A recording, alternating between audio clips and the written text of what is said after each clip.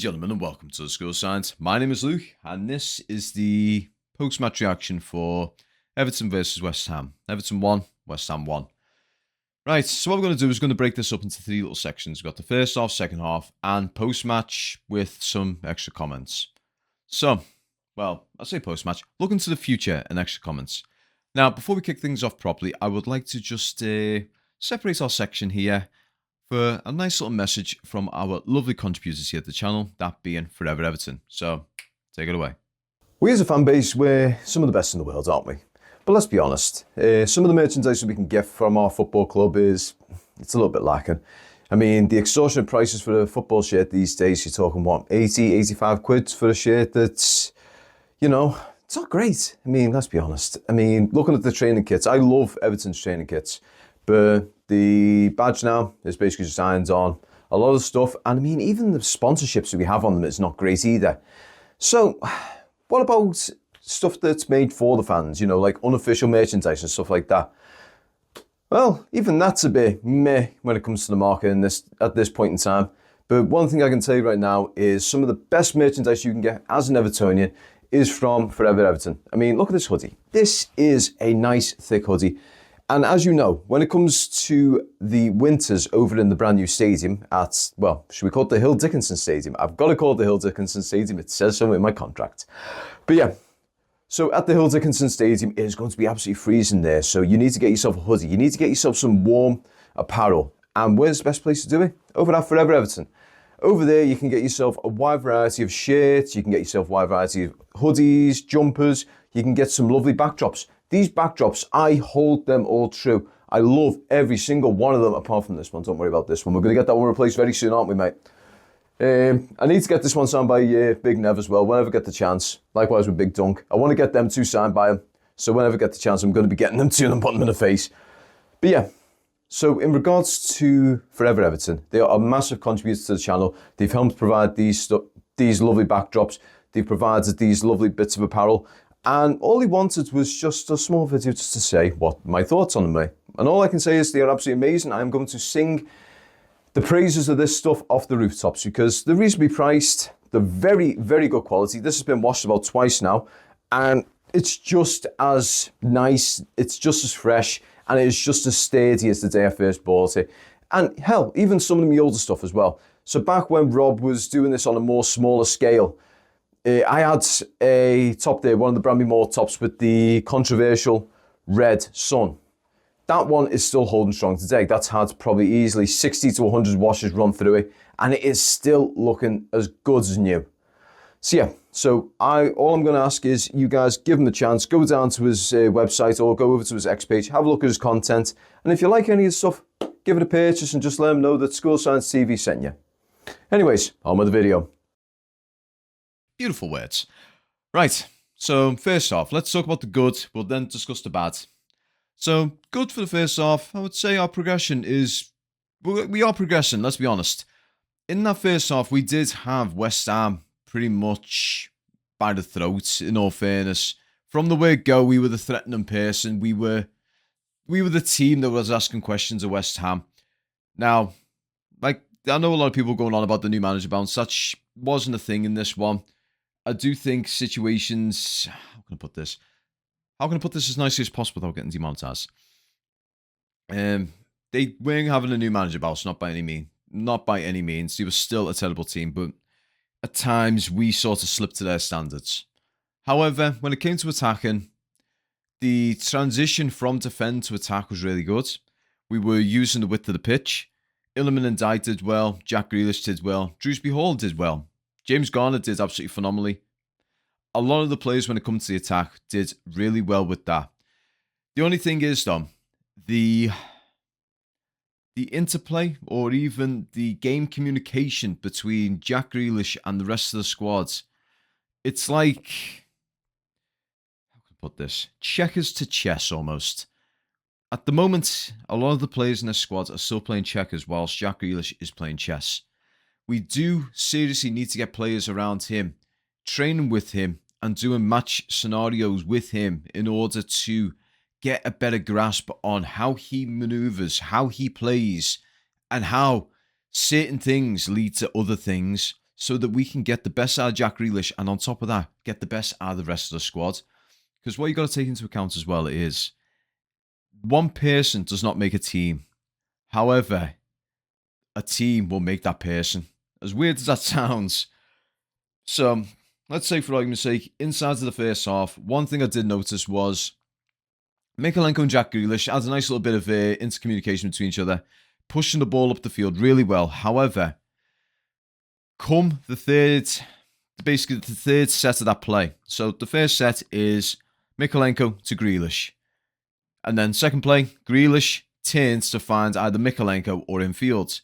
And then the third play needs to be Grealish releasing to Mikalenko or the inside of the field. Now the thing was, where Mikalenko was going at certain points of time and where Drewsbury Hall was going at certain points of time, hell, where anyone was going at certain points of time, made it so that Jack Grealish was almost on his own in a way. He was sort of left stranded and didn't have any decent options. So what you'd end up seeing is for about good 10 to 15 seconds, he would have the ball, he would be at a standstill, or he would basically be moving his leg over the ball, moving it side to side, front to back, and trying to find an opening in order to give an outlet. So in them situations, I do think, well, for one, understanding how a player plays is paramount. And for two, communication, because I couldn't tell. Let's put it like this. It's a very loud stadium, especially when the fans are going. However, when you can actually sort of see with the mannerisms and everything like that, that communication isn't going on at certain points. So in some situations, Mikalenko was overlapping Jack Grealish and wasn't saying to Grealish, put me through, or pass to me. You didn't see anything like that. You couldn't see in the body language. You couldn't see it like from them. I know that sounds weird, but it's just something that you will notice. Similarly so with the likes of James Garner, Drewsbury Hall, Illiman and Dye, Beto and co. So, how would we be able to fix this? Well, that's like I said, get the players doing match day scenarios. So you have how can I put this? You have a transition of play. Let's say for argument's sake, you've received the ball. Let's say Pickford's put it out to the left and you guys are blitzing it downfield. You need to get it so that you have a situation where you guys can simulate that. And from there, be able to get it drilled in enough so that they can understand and give them options with that scenario. So Mikalenko puts it to Grealish, goes on the overlap, and instead of passing it to Mikalenko, he can bring it into Drewsbury Hall or Ndai or someone else, or even James Garner or just a Garner Gay. So yeah, but on the other hand, scored a goal. Great goal, nice headed goal by Michael Keane. So what happened is a corner came through.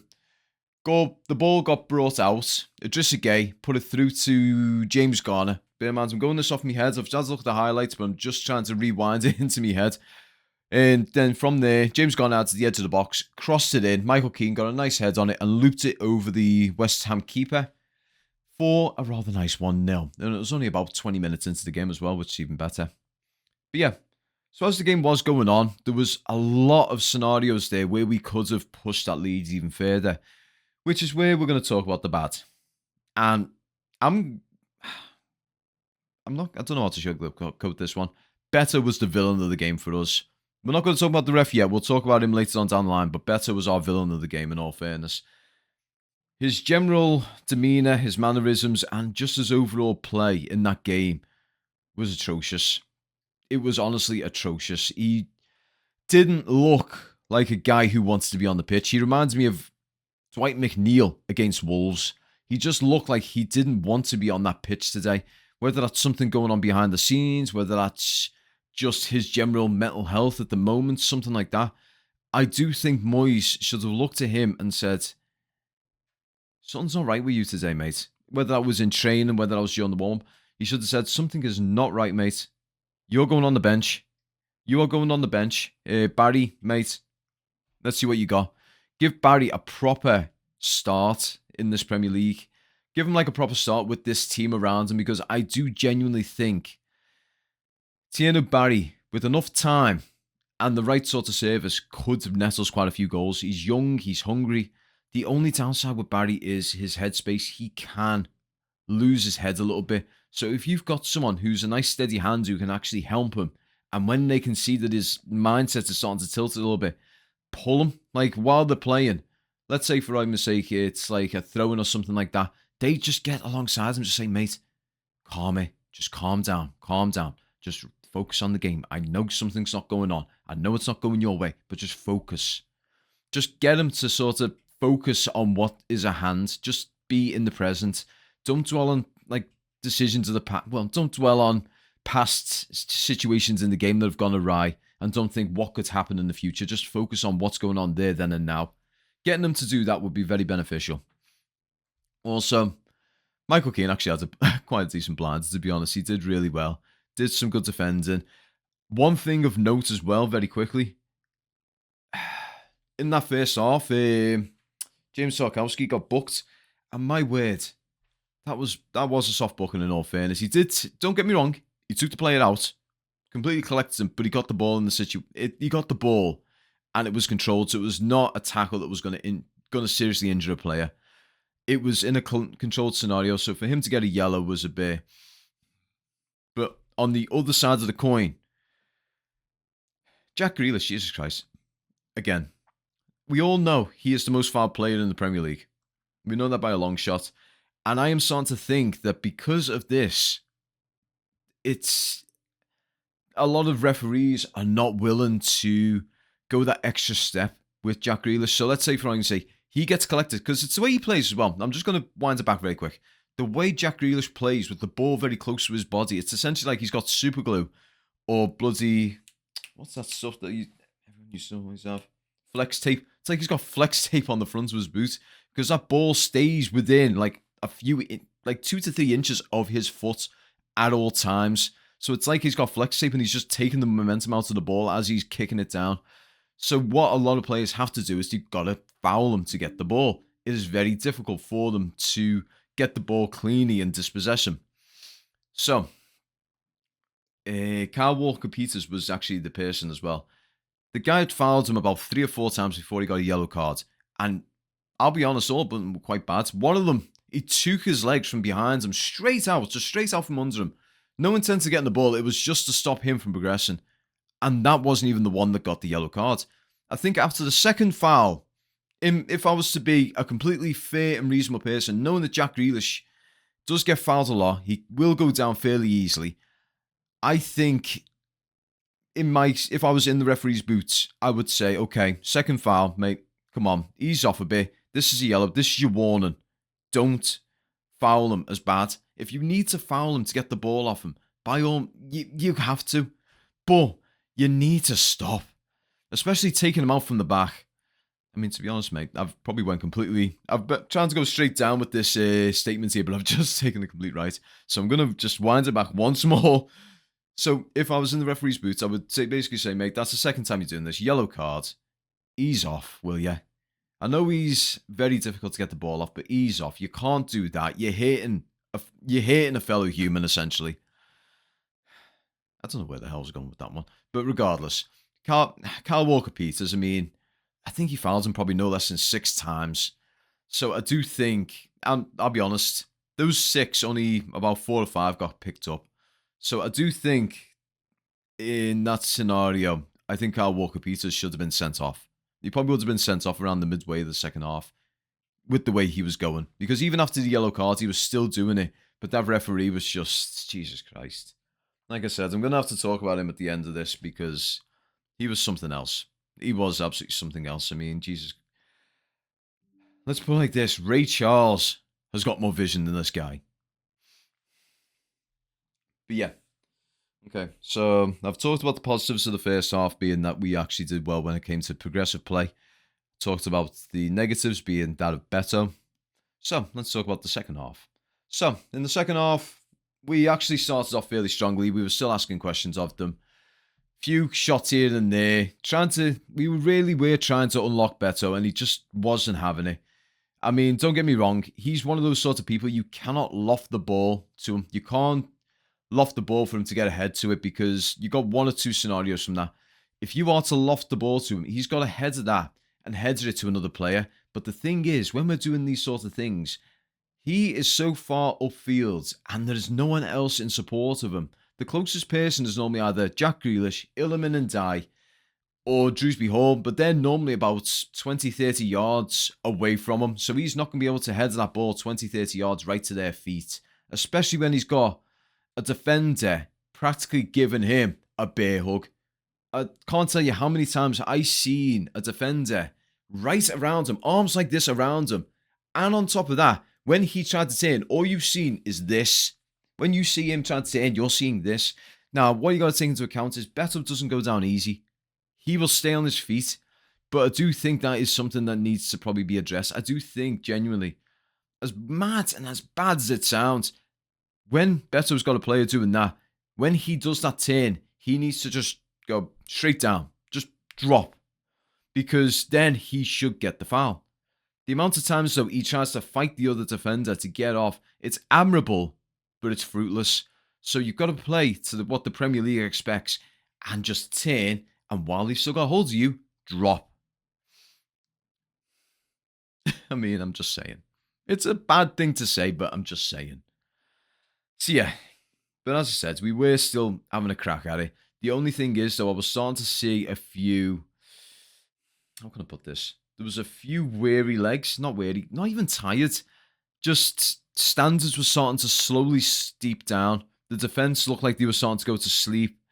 Mistakes started happening, whether it be in the midfield, whether it be in the defence. But as we know, it was abundance in the attack. But the errors were starting to happen, and they were starting to happen more and more frequently. And I think West Ham could actually sniff this out. But I think it was around the 50, 60 minute mark. You'd even seen this. It came close. There was a situation where basically the ball had lofted up. It was by our box. And I think I wasn't sure whether it was James Garner. I think it actually was. Made a controlled head to try and put it back to Pickford. Didn't realise there was a player on the shoulder. They skirted around him and managed to get in between him and Pickford, get the ball, and thankfully hit it right. Hit it well wide. It was then number 7. I don't know his name off the top of my head.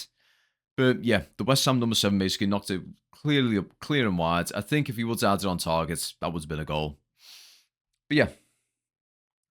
At this point, though, there was issues starting to come up. James Tarkowski was starting to slow down. It was becoming very apparent. There was a situation where this is stuck in my head. One of the West Ham fellas was going right down their left wing. Jake O'Brien was chasing him down. Tarkowski was ahead of both of them and was trying to match speed to get to them, but slowed down so much. He looked like he was running on molasses. I do not understand why he looked like he was running so slow. I mean, it's on the Everton thing if you want to watch it. And this was what led up to the goal, essentially. Basically, both of them were beat by this player. He put a cross in. And I'm going to have a relook at it. I need to have a relook whilst we're live here. Because it was just so abhorrent. Right. Okay. So, I'm just having a look at it now. So, yeah. So, Jake O'Brien tries to beat the player, doesn't beat the player. Tarkowski was ahead of him, tried to chase the ball down, couldn't chase the ball down. The West Ham player still beat him, put a cross in, and then from there, it was a simple situation of he basically had him beat. I'm watching it again just so I can reiterate it. He puts the cross in. Michael Keane gets it up and gets a head onto it, puts it wide. Now, Mikalenko was coming inside to operate as support. The only thing was he left Jared Bowen with about 20 yards worth of space behind him. So that ball had lofted, beat Mikalenko in the air, came down. Jared Bowen managed to get himself onto it and just whacked it in. So that was our first goal conceded at the Hill Dickinson Stadium. Thankfully, though, nothing came of it because after that, there was no more threat from West Ham in all fairness.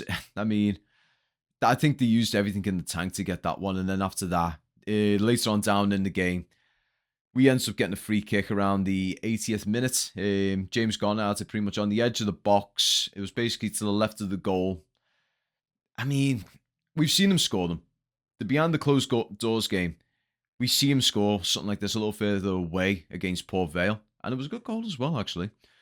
But unfortunately, though, he puts a little bit too much on him and ends up putting it to the left of the post, sadly. But overall, I'm looking over that game. if I was to put like a very brief sort of breakdown of it, basically, first off, did well with the attack, did decent with our defense, and it was just opportunities going awry. In the second half, very similar. We were okay with the attack. The only problem was, though, as the game went on, people started making mistakes and becoming a little bit more ragged. You could see that with Grealish, he was getting a bit frustrated that he wasn't getting the service that he needed. When he's on that left, he is limited with the space. Ndai as well. Ndai was trying to beat a lot of players with the ball. He kept it at his feet, but the only problem was, though, people were hacking into him, and you could see his headspace was starting to go a little bit. Dibbler, when he came on, he actually did fairly well. He was trying to move about with the balls, doing similar to what Ndai was, but he has a bit more height about him. I do think Diblin is going to need to bulk out a little bit, though, especially with this being the Premier League. Now, I understand he was in the Championship and everything, and they are quite a lot more physical than us. But I do think he's going to get ragged around a little bit if he's not a bit more bulked up. Get him in with Arnold Schwarzenegger or something like that, or get him in the gym with old Sly. Get him on the heavy bags. But yeah, overall, I will discuss the referee in a very short amount of time. But to summarize, like I said, if it wasn't for poor decision making by our squad and a lot of poor decision making by the referee, I do genuinely think we could have walked away with a win here. It was unfortunate we didn't, but we need to dust ourselves off and look ahead to the Crystal Palace game. Now, that Crystal Palace game is going to be a very, very tough game on two fronts that I will discuss in a second. But before that, we are going to discuss quite a few of the refereeing decisions because this referee had no grasp on the game or grasp on reality. He was absolutely shocking today. Well, yesterday. He was absolutely shocking. A lot of the decisions that he was making were just beyond belief. There was a handball situation. Now, I understand it would have been a very harsh handball to give for a penalty, but regardless, the way if you look at the standards of what they've given as handballs, this, based on those standards, should have been a stonewall penalty. Obviously, they're not going to be giving us penalties anytime soon. It is so difficult for Everton to get penalties for some reason. I mean, anything short of basically someone not even focused on the ball, just goes up and snaps an ankle, basically just goes in and tries to bloody plank break someone's leg. That's the only way we are going to end up getting the penalty. Handballs, I have a feeling, even if someone does their impression of LeBron James in the box, starts going like that with the ball, like that, going like that, a little bit of the old cheeky stuff, going like that, a little shot, they won't even give a penalty for that, I don't think. I think they'll probably turn around and go, actually, no, if you could tell it was a deflection and his hands are in a natural position. No chance, mate. No chance. Like I said, based on the standards, I think we should have been given a penalty based on the standards that they've given in previous games. Because I know for a fact, games in the future, they're going to give penalties for less. We're going to have situations where the guy is going to have his hand like this. It's going to hit here. And he's basically blocking himself. I mean, we've seen it with Drewsbury Hall against Brighton. Shot comes a goal. He does this to protect his face because he does not want to get a ball to the face. Because if there's anyone who plays football knows, a ball to the face fucking hurts. But yeah, so that's that one. Again, like I said in the early parts of the video, Jack Grealish getting his legs taken from him from Kyle Walker-Peters. The fact that he only walked away with the yellow at the end of it all was a bit criminal, in all fairness. There were situations, Everton had a progression point. One of the lads did get foul, granted, but we were moving forwards with the ball. We actually had a good moment with the ball there, and he wound it back for a free kick. Where's the advantage? You need to play the advantage. And he was playing advantages. He knows what the advantage is, but he decided not to do it for this particular situation.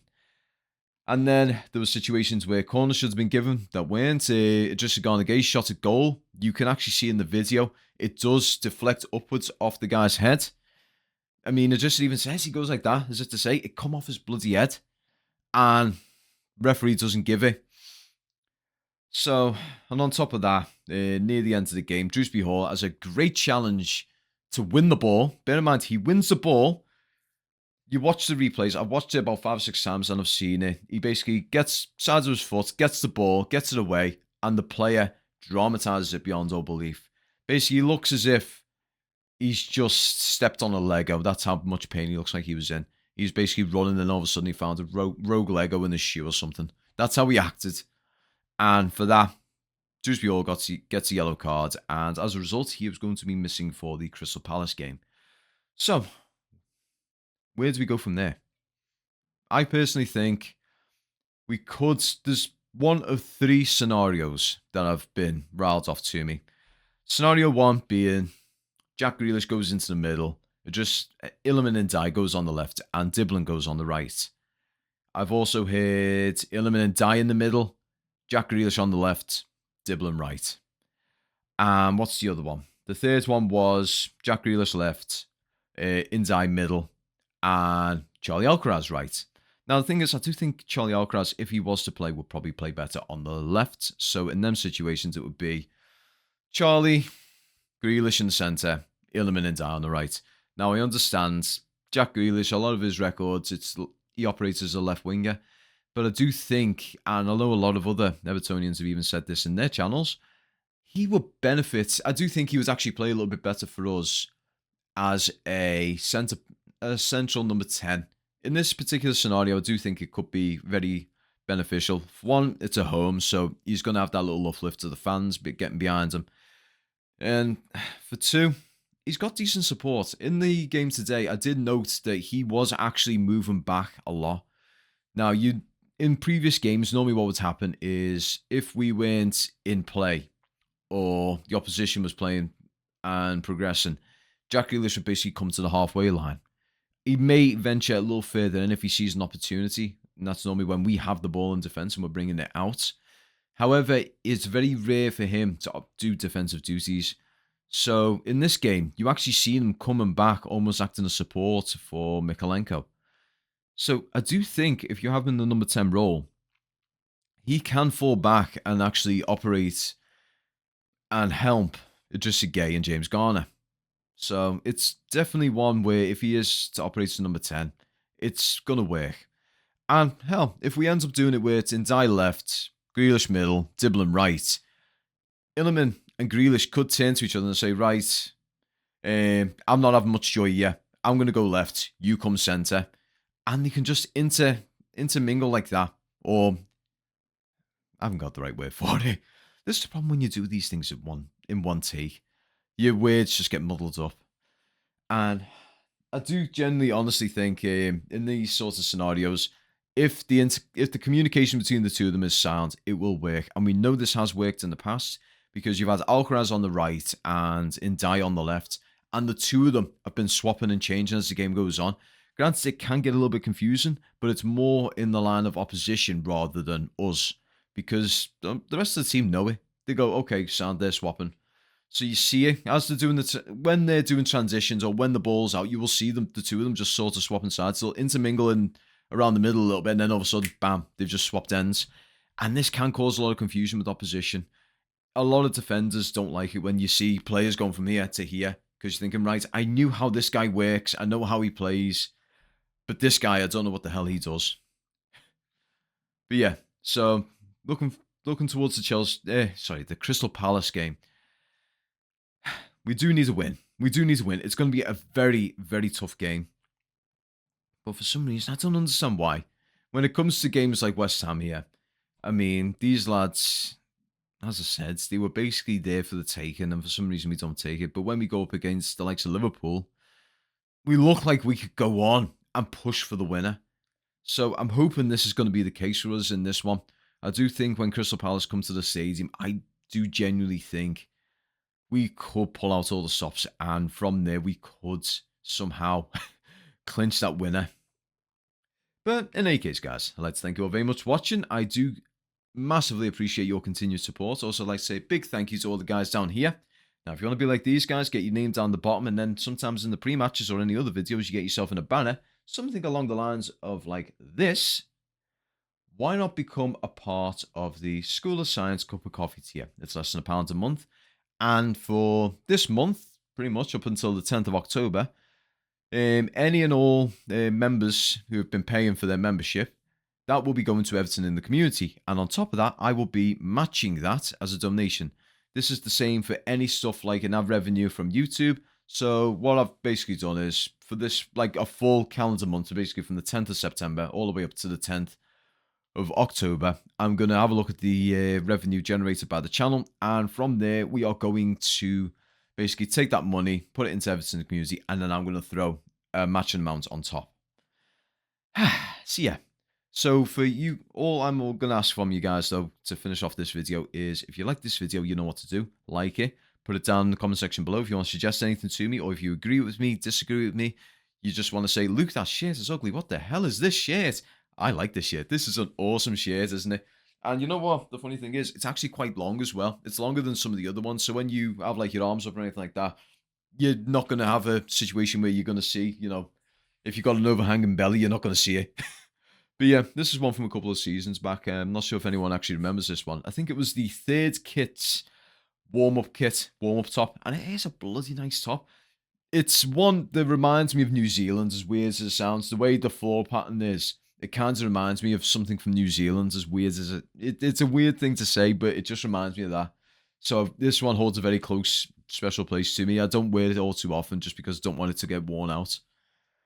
But yeah, I have rambled on long enough, but as I said, as you guys know, YouTube's algorithms at the moment are a little bit messy, so if you like the video, you know what to do. If you want to suggest anything, put it down in the comment section below. Also, don't forget to share this with any fellow Evertonians, friends, family, work colleagues. Just say, hey, this guy actually he talks about Everton if you want to have a little listen.